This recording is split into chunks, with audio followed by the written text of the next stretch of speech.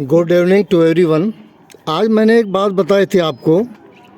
त्रेता में राम को अगर जो है सामान्य आदमी रावण न समझा होता, उन्होंने रावण ने ये समझा कि राम एक बनवासी है और बनवासी आदमी लाचार होता है, बेबस होता है, वो कर क्या सकता है, और उन्होंने रावण का वध किया। ये त्रेता में।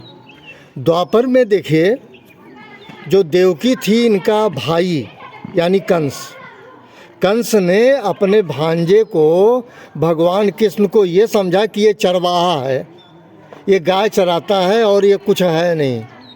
और उस चरवाहे ने, जिसको आप भगवान कृष्ण कहते हैं, उन्होंने अपने दो पिता की जिम्मेदारी निभाते हुए कंस का वध किया था। मैं सिर्फ ये कह रहा हूँ, बार बार कह रहा हूँ कि इंटेंशन टेल्स इटसेल्फ।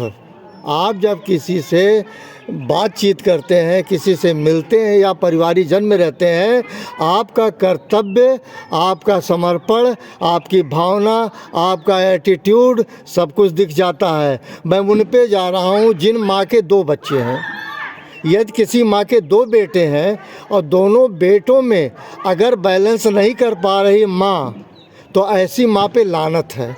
उन माताओं पे लानत है जो अपने 2 बेटे को अलग अलग से ट्रीट करती है, जिसको अंग्रेजी में एक शब्द कहते हैं डिस्क्रिमिनेशन। डिस्क्रिमिनेशन करते क्या है? मान लीजिए किसी के 2 बेटे हैं, तो जो बेटा ज़्यादा कमाता है माँ उधर अट्रैक्ट होती है। अगर पैसा, अगर धन ही क्राइटेरिया बन चुका है, तो मुझे अफसोस है संतान होने पे, संतान रखने पे।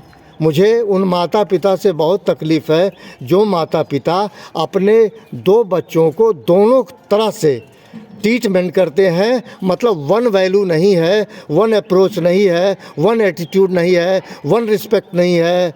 एनीवे, मैं सिर्फ ये कह रहा हूँ, बहुत ख़तरनाक चीज़ है विभेद, बहुत ख़तरनाक चीज़। अगर हम 2 बेटे हैं, एक को 5 रुपया दे रहे हैं, दूसरे को 5 रुपया दे, अगर नहीं दे रहे हैं तो दोनों को न दें। मेरा सिर्फ कहना है, एटीट्यूड बदल दीजिए। हर माता पिता से कहूँगा, अगर किसी के संतान है तो इक्वल ट्रीटमेंट आप अपनाइए। अदरवाइज़ आगे चल के बुढ़ापे में आपको बहुत घातक होगा, बहुत तकलीफ़ होगी। आप लोग जो फैंसी बनते हो ना, ये ज़्यादा कमा रहा हो, कम कमा रहा है, या उसको आप एक गिलास पानी ले गए, ये एटीट्यूड बदल दीजिए। चूँकि वो संतान आपका है, वो कहीं किराए का संतान नहीं है। यदि आपके 2 संतान हैं तो उनके प्रति 5 क्वालिटी रखिए। पहला है ईमानदारी, दूसरी योग्यता तो आपकी बन चुकी है, आप माँ बन चुकी हैं। तीसरी चीज़ मैंने बताया, इतना तो आपको ज्ञान होना चाहिए, सामान्य ज्ञान होना चाहिए। उसके बाद बच्चे के साथ इम्पार्शियल होना चाहिए और सिंसियर होके अपने बच्चों के प्रति दायित्व निभाएं। इससे ज़्यादा मैं कुछ नहीं कहूँगा। Wish you all the best, wish you very happy good evening to all of you. Thank you.